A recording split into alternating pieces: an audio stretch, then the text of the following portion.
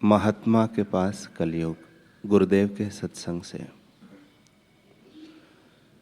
एक महात्मा बड़े सत्यनिष्ठ थे, जिससे लोग उन्हें सत्यनिष्ठ महात्मा कहकर पुकारने लगे थे। वे लोगों से कहते थे कि ईश्वर को क्या मंदिरों और मूर्तियों में खोजते हो? क्या वह केवल मंदिर में भगवान, मस्जिद में अल्लाह और चर्च में गॉड होकर बैठा है? हमारा परमात्मा तो हमारा आत्मा होकर बैठा है। हमारे भीतर ही वह सर्वेश्वर अंतर्यामी रूप से विराजमान है। जब ध्यान साधन भजन करके उसे पालो। वास्तव में भगवान अपना आत्मा है। बाहर का भगवान पुजारी के ताले में बंद हो जाता है, किंतु अंतर्यामी रूप से हर दिल में जो भगवान विद्यमान है वह किसी के ताले में बंद नहीं होता। किसी के द्वारा स्थापना करने से स्थापित हो जाए या किसी के तोड़ने से टूट जाए, ऐसा वह नहीं है। महात्मा बड़े फक्कड़ थे। एक दिन महात्मा को एकांत में पाकर कलियुग ब्राह्मण का वेश धारण कर आया और बोला, महाराज मैं कलियुग हूँ। आप लोगों को सीधा तत्वज्ञान सुना देते हैं। इससे लोग दृढ़ मन वाले हो जाते हैं, उनका बुद्धि बल बढ़ जाता है, फिर उन पर मेरा प्रभाव नहीं चल पाता। इसलिए आप कथा भले करें, सच्चाई से रहते हैं सो भले रहे, किंतु लोगों को अपना अनुभव खुल्लम खुल्ला न बताया करें। लोगों को ऐसा न बताए कि वे मेरे प्रभाव से बाहर हो जाए। जो आत्मदेव को, परमात्मा देव को मानेगा, उसके ऊपर न सतयुग, न त्रेता, न द्वापर और ना ही मेरी दाल गल सकती है।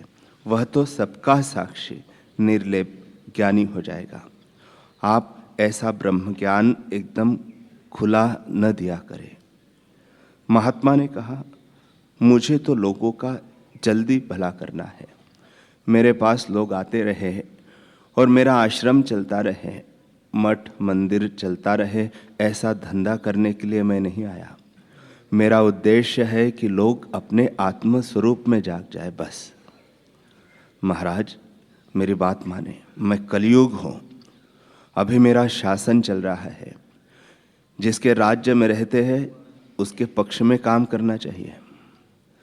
महाराज ने कहा, मैं तेरे राज्य में नहीं रहता, मैं तो मेरे आत्म राज्य में रहता हूँ। सतयुग, त्रेता, द्वापर और कलयुग सब आते जाते रहते हैं। अब तू अपना राज्य माने तो यह तेरी गलती है। आत्मा ही मेरा अपना राज्य है, मैं उसी में रहता हूँ। कलयुग ने कहा, महाराज अब बहुत हो गया। मैं तो आपको संत समझकर मनाने के लिए आया था। स्वराज्य या आत्मराज्य की बात करोगे तो फिर देख लेना मेरा भी प्रभाव कैसा होता है। संत ने कहा, तुझे जो करना है कर लेना, होकर क्या होगा? बहुत बहुत तो मेरे पास 10-20 सत्संगी कम आएंगे, और क्या होगा? तू विघ्न डालेगा और क्या करेगा? अच्छा महाराज देख लेना। अच्छा देख लिया, जा तुझे जो करना है कर ले। श्रद्धालु के लिए तो ज्ञानी उसके अपने है, किंतु जो ज्ञानी के आगे आकर भी दादागिरी दिखाता है, ज्ञानी भी उसके बाप के बाप लगते हैं। दूसरे दिन सत्संग में आकर एक आदमी ने महात्मा से कहा, महाराज आपने हमसे दारू मंगवाई थी, किंतु उसके पैसे नहीं दिए। उसने महात्मा के लिए ऐसी ऐसी बातें बोली कि लोगों को लगा कि यह सच बोल रहा है। महात्मा तो शराबी है। सत्संगियों के मन में उनके प्रति अश्रद्धा होने लगी। इससे आधे सत्संगी कम हो गए। अच्छी बात फैलाने में तो समय लगता है, परिश्रम लगता है, किंतु बुराई फैलाने में कहाँ देर लगती है। महात्मा समझ गए कि कलयुग अपना खेल खेल रहा है। फिर कलयुग ने महात्मा की निंदा करने के लिए मांस बेचने वाले एक कसाई को प्रेरित किया।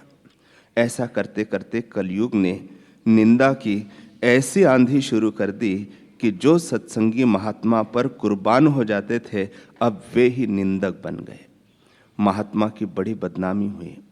महात्मा ने सोचा, अच्छा चलो वाहवाही भी देख ली, अब बदनामी भी देख लेंगे, सब गुजर जाएगा। महात्मा तो अपने परमात्मा प्रभाव में मस्त रहे। कलयुग उनसे मिलने आया और बोला, महाराज अब कैसा है आपका आश्रम, कैसी चल रही है आपकी कथा। आपकी वाहवाही करने वाले लोग भी अब आपके लिए कुछ का कुछ बोलते हैं। आपको भगवान मानने वाले लोग ही अब आपको शैतान मानने लगे हैं। इसलिए जिसके राज्य में रहते हैं उसी का पक्ष लीजिए महाराज। अगर मेरे ही राज्य में मेरे विरुद्ध आवाज उठाई तो तौबा ही हो जाएगी। साधारण राजनेता भी आदमी को तौबा करा देता है, फिर मेरा शासन तो केवल एक देश पर नहीं पूरी पृथ्वी पर है। अब भी आप मान जाए तो पहले आपके जितने भक्त थे उससे दुगने हो जाएंगे। महाराज ने कहा, कैसे? महाराज देख लो मैं कैसे करता हूं। दूसरे ही दिन लोगों को एक कोढ़ी रास्ते में पड़ा हुआ मिला। वह कह रहा था, अरे कोई मुझे सत्यनिष्ठ महात्मा के आश्रम का पता बता दे। लोगों ने पूछा, अरे कोढ़ी वहां जाकर क्या करोगे, वे तो शराबी कबाबी है। अरे नहीं, वे बड़े उच्च कोटि के महात्मा हैं। भगवान ने रात को स्वप्न में मुझे कहा कि अगर सत्यनिष्ठ महात्मा तुझ पर खुश हो जाए और अपने हाथों से तुझ पर पानी छीटे तो तू ठीक हो जाएगा, तू नौजवान हो जाएगा। आप लोग कृपा करके मुझे उन महात्मा के पास ले चलिए, भगवान आपका भला करेंगे। लोग तो कौतुक प्रिय होते ही हैं। कोढ़ी को लेकर महात्मा के पास आए। उनमें सत्संगी भी आए, कुसंगी भी आए। कोढ़ी ने महात्मा से विनती की, महाराज कृपा करे, मुझ पर एक अंजलि पानी छिड़क दे, चाहे गाली देकर ही छिड़के, लेकिन अपने हाथों से छिड़क दे, इससे मेरा रोग ठीक हो जाएगा। संत हृदय नवनीत पुनीता, संत पुरुष तो सदैव परहित में ही तत्पर रहते हैं। महात्मा ने कहा, भाई अगर पानी छिड़कने मात्र से तुम ठीक हो सकते हो तो मैं अभी छिड़क देता हूं।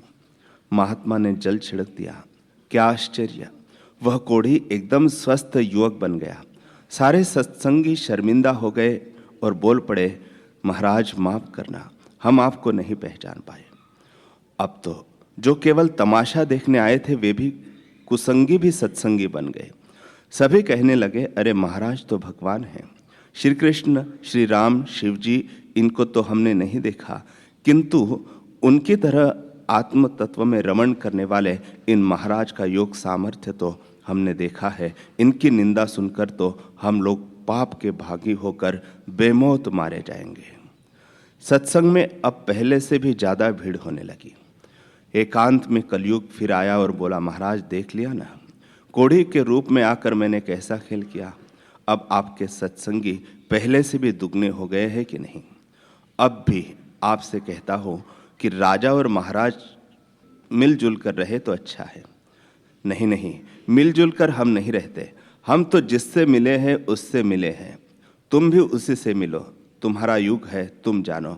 हम तो ब्रह्म ज्ञान की कथा करेंगे। लोग स्वस्थ, सुखी और सम्मानित रहे और औषधियों के दास न बने, मन के दास न बने और अपने सोहम स्वभाव को पाले, बस।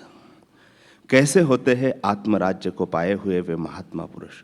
कोई निंदा करे चाहे स्तुति, इससे उनके आत्मराज्य में कोई फर्क नहीं पड़ता। हजारों वर्षों की सैकड़ों इतर साधनाएं, वर्षों का शीर्षासन, तपस्या आदि 2 घड़ी के समत्व योग के आगे नन्हे हो जाते हैं। परिस्थितियों से अप्रभावित रहकर अपने आत्मा में स्थिति पा लेना सभी तपस्याओं और व्रतों से भी ऊंची स्थिति होती है।